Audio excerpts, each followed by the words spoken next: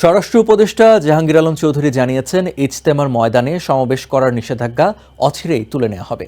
যথাসময়ই হবে ইজতেমা, তবে সহিংসতাকারীদের ছাড় দেওয়া হবে না। বৃহস্পতিবার দুপুরে মুন্সিগঞ্জের আইনশৃঙ্খলা ও সার্বিক পরিস্থিতি নিয়ে মতবিনিময় শেষে সাংবাদিকদের প্রশ্নের উত্তরে এসব কথা জানান তিনি। এদিকে পরস্পরকে দোষী করে পাল্টাপাল্টি সংবাদ সম্মেলন করেছে সাদ ও জুবায়েরপন্থীরা।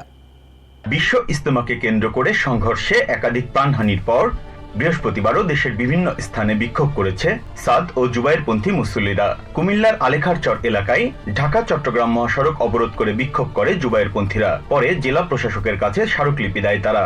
একই দাবিতে নেত্রকোনা ও ঠাকুরগাঁওয়ে বিক্ষোভ করে তাবলিগ জামাতের অনুসারীরা। বৃহস্পতিবার রাজধানীর একটি হোটেলে সংবাদ সম্মেলনে জুবায়েরপন্থীরা জানান, বুধবারের সংঘর্ষে তাদের ৩ জন সাথী মারা গেছেন। এই ঘটনায় হত্যা মামলা করা হবে। মাওলানা সাদের অনুসারীরা প্রশাসনের আদেশ অমান্য করেছে বলেও দাবি করা হয়। এদিকে একই দিন বিকেলে মিরপুরের সংবাদ সম্মেলনে বিচার বিভাগীয় তদন্তের মাধ্যমে দোষীদের বিচার নিশ্চিতের দাবি জানায় সাতপন্থীরা। ইজতেমা মাঠকে কেন্দ্র করে উদ্ভূত পরিস্থিতি নিয়ন্ত্রণে কড়া নিরাপত্তা ব্যবস্থা গ্রহণ করেছে ডিএমপি। অন্যদিকে মুন্সিগঞ্জ সার্কিট হাউসে এক মতবিনিময় সভা শেষে স্বরাষ্ট্র উপদেষ্টা বলেন, ইজতেমা নিয়ে সহিংসতার বিষয়ে তদন্ত চলছে।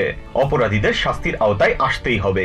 তাদেরকে কঠোর হস্তে দমন করা হচ্ছে। বিশ্ব ইজতেমাকে কেন্দ্র করে যে কোনো অপ্রীতিকর পরিস্থিতি নিয়ন্ত্রণে আইনশৃঙ্খলা বাহিনী প্রস্তুত আছে বলেও জানান স্বরাষ্ট্র উপদেষ্টা।